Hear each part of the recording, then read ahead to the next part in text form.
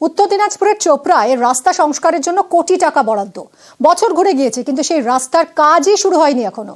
দুর্গাপুরে আবার কাজ শুরু হতেই রাস্তায় ফাটল। এই দুই জায়গাতেই ঠিকা সংস্থার দিকে অভিযোগের আঙুল।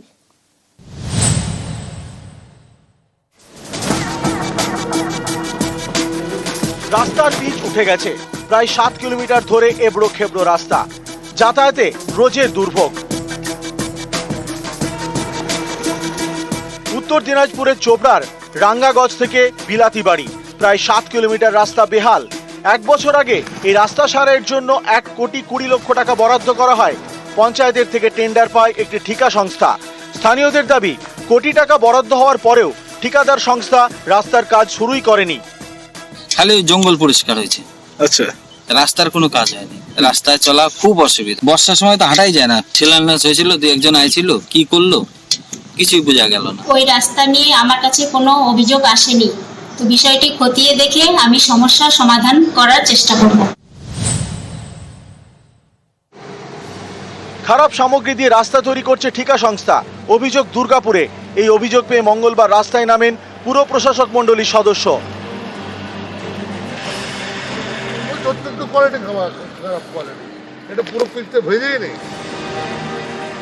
দুর্গাপুরের 4 নম্বর ওয়ার্ড, এখানে নতুন রাস্তা তৈরির জন্য বরাদ্দ হয়েছে 1,75 লক্ষ টাকা। প্রায় 2 কিলোমিটার রাস্তা তৈরি হওয়ার কথা। কাজ শুরু হয় দিন 15 আগে। অভিযোগ, কাজ শুরু হতেই রাস্তায় ফাটল দেখা দিয়েছে। স্থানীয়দের দাবি, খারাপ মানের সামগ্রী দিয়ে রাস্তা তৈরি করছে ঠিকা সংস্থা, তাই এই অবস্থা।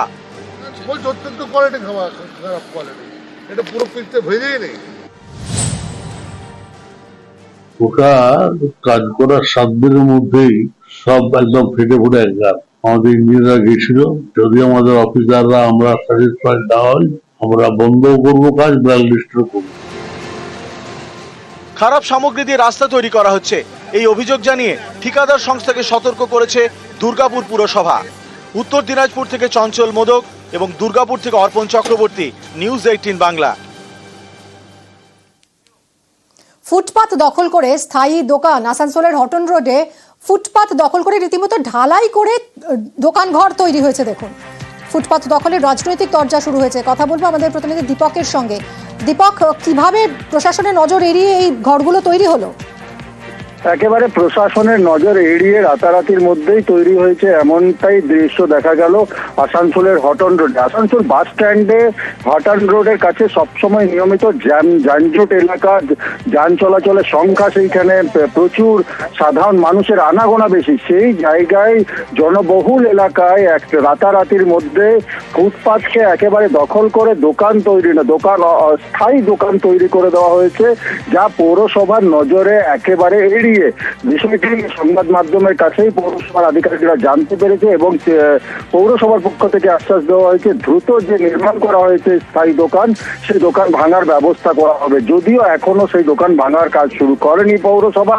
অন্যদিকে স্বাভাবিকভাবেই রাজনৈতিক চর্চা শুরু হয়েছে, কারণ আসানসোল দক্ষিণের বিধায়ক যেভাবে আক্রমণ করেছে যে আসানসোল শহরে একের পর এক সরকারি জমি দখল হচ্ছে, তারপর এবার রাস্তার উপরে অস্থায়ী দোকান না, একেবারে স্থায়ী দোকান সিমেন্ট, বালি, ইট গিটি দিয়ে পরে তৈরি করে দেওয়া হয়েছে, যা একেবারে শহরবাসীর কাছে বড় সমস্যা হয়ে সমস্যা হয়ে দাঁড়াবে আগামী দিনে।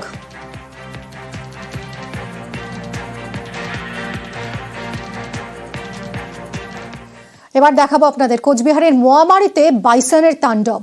লোকালয়ে বাইসনের তাণ্ডব। ঘটনাস্থলে বন দফতরের কর্মীরা পৌঁছন। দেখুন সেই ছবি।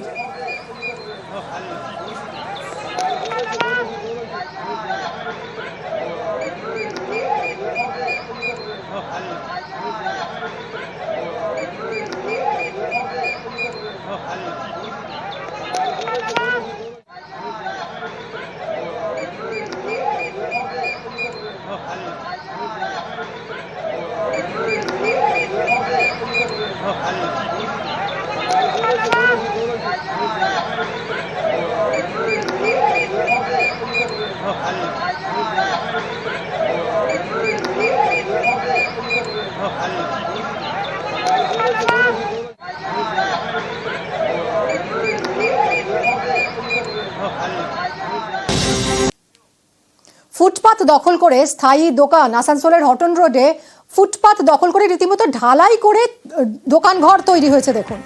ফুটপাত দখলের রাজনৈতিক তরজা শুরু হয়েছে। কথা বলবো আমাদের প্রতিনিধি দীপকের সঙ্গে। দীপক, কিভাবে প্রশাসনের নজর এড়িয়ে এই ঘরগুলো তৈরি হলো?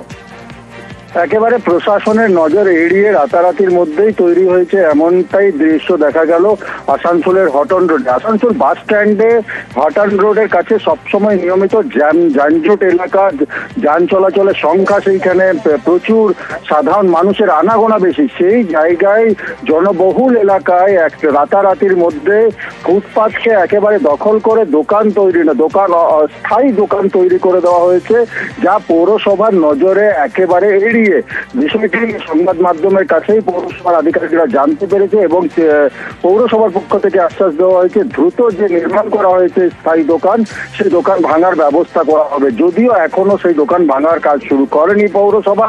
অন্যদিকে স্বাভাবিকভাবেই রাজনৈতিক তরজা শুরু হয়েছে, কারণ আসানসোল দক্ষিণের বিধায়ক যেভাবে আক্রমণ করেছে যে আসানসোল শহরে একের পর এক সরকারি জমি দখল হচ্ছে, তারপর এবার রাস্তার উপরে অস্থায়ী দোকান না, একেবারে স্থায়ী দোকান সিমেন্ট, বালি, ইট গিটি দিয়ে পরে তৈরি করে দেওয়া হয়েছে, যা একেবারে শহরবাসীর কাছে বড় সমস্যা হয়ে সমস্যা হয়ে দাঁড়াবে আগামী দিনে।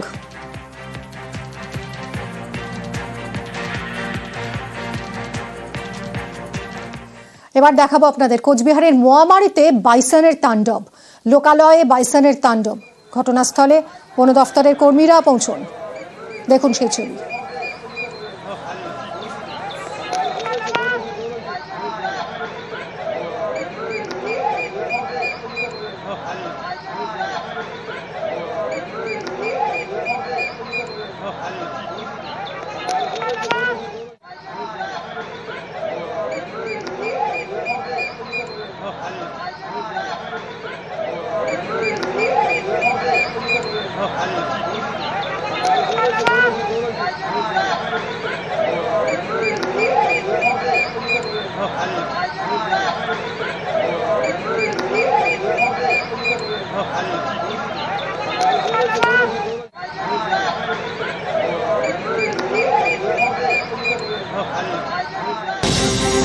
কোচবিহারের গোপালপুরে জল সমস্যা। গত কয়েক বছর ধরেই এখানে জলের সমস্যা।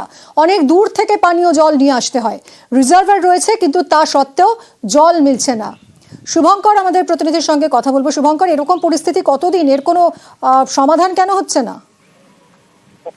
হ্যাঁ দেখো মিমি, তোমাকে জানিয়ে রাখি, কোচবিহার 2 ব্লকের গোপালপুর এলাকায় এই এলাকায় বিস্তীর্ণ এলাকা পানীয় জলের সমস্যা রয়েছে, রিজার্ভার রয়েছে, তবুও বাসিন্দাদের অভিযোগ জল মেলে না। অনেক দূর থেকে জল আনতে হয়। যদিও গ্রাম পঞ্চায়েতের পক্ষ থেকে জানানো হয়েছে যে নতুন রিজার্ভার তৈরি হচ্ছে, সেই রিজার্ভার তৈরি হলেই জলের সমস্যা মিটবে। মিমি, কিন্তু রিজার্ভার তো তৈরি হয়েছে, তাহলেও কেন এই সমস্যা? দেখো, গ্রাম পঞ্চায়েতটি বড় এলাকা এবং এখানে 3টি রিজার্ভার দরকার। একটি রিজার্ভার তৈরি হয়ে আছে, আর 2টি রিজার্ভার দরকার। সেই রিজার্ভার গুলোর কাজ হচ্ছে। সেই রিজার্ভার যতক্ষণ না তৈরি হচ্ছে ততক্ষণ সেই পানীয় জলের সমস্যা মিটছে না বলে পিএইচই দপ্তরের পক্ষ থেকে জানানো হয়েছে। ধন্যবাদ শুভঙ্কর।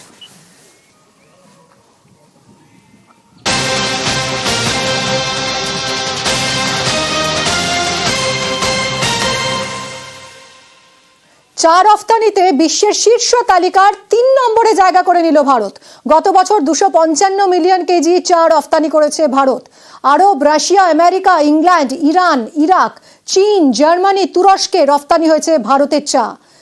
আয় হয়েছিল 7,112 কোটি টাকা, যা গত 10 বছরে রেকর্ড। কথা বলবো শান্তনুর সঙ্গে। শান্তনু, নিঃসন্দেহে অত্যন্ত সুখবর এবং গর্বের। অবশ্যই, কারণ হচ্ছে গত কয়েক বছর ধরে কিন্তু ভারতীয় চা পর্ষদ থেকে শুরু করে কেন্দ্রীয় বাণিজ্য মন্ত্রক চেষ্টা চালাচ্ছিল যে ভারতীয় চা যাতে রপ্তানি বাড়ে। কারণ রপ্তানি বাড়লে পরে যে দেশীয় যে চা রয়েছে, দেশীয় যে বাজার রয়েছে, সেখানেও চায়ের দাম কিছুটা বাড়বে। তাতে উপকৃত হবেন স্থানীয় চা বাগানের শ্রমিক থেকে শুরু করে মালিক সকলে। সেই কারণে কিন্তু রপ্তানি বাণিজ্যের উপর জোর দেওয়া হচ্ছিল। কিন্তু গত 10 বছর দেখা যাচ্ছে যে চেষ্টা করে সফল হয়নি ভারত, সেটা কিন্তু গত বছরে সম্পূর্ণ হয়েছে। এবং গত বছর প্রায় 7,112 কোটি টাকার চা কিন্তু রপ্তানি করেছে ভারতবর্ষ, এবং তার ফলে কিন্তু 4র্থ স্থানে ভারতবর্ষ পৌঁছে গেছে। এখন ভারতীয় চা কিন্তু 4র্থ স্থানে। তা ভারতের আগে রয়েছে চীন এবং কেনিয়া, এবং শ্রীলঙ্কাকে সরিয়ে দিয়ে কিন্তু ভারত এই 3য় স্থানে নিজের জায়গা করে নিয়েছে। এবং এই বছরের শুরুটাও কিন্তু ভালো হয়েছে ভারতীয় বাজারে। তাতে আশাবাদী চা পর্ষদ এবং সেই সঙ্গে চা শিল্পের সঙ্গে জড়িতরা, কারণ এই বছর রপ্তানি বাণিজ্য যেভাবে শুরু হয়েছে তাতে গত বছর অর্থাৎ 2024 সালের যে চা রপ্তানি করেছিল ভারত, সে তুলনায় কিন্তু চায়ের রপ্তানি আরো বাড়তে পারে বলে সম্ভাবনা বা আশা প্রকাশ করছেন তারা। এতে দেশীয় বাজারে চা শিল্পের অনেকটা উন্নতি হবে, স্থানীয় চা শিল্পের অনেকটা উন্নতি হবে বলে তারা মনে করছেন। ধন্যবাদ শান্তনু। চা রপ্তানিতে বিশ্বের শীর্ষ তালিকার গত 10 বছরে 254 মিলিয়ন কিলো চা বিদেশে রপ্তানি হয়েছে এবং প্রায় 7,111 করোড় টাকার রপ্তানি মূল্য হয়েছে। এবং সবচেয়ে উল্লেখযোগ্য বিষয় যেটা, ভারতবর্ষ আগে চা রপ্তানিতে গত 10 বছরে 4র্থ স্থানে ছিল, ভারতবর্ষ কিন্তু 3 নম্বর স্থানে চলে এসছে। আগামী লক্ষ্য হচ্ছে যে 300 মিলিয়ন কিলো যাতে বছরে ভারতবর্ষ চা এক্সপোর্ট করতে পারে, তাহলে কিন্তু চায়ের সুদিন ফিরে আসবে বলে আমাদের দৃঢ় বিশ্বাস।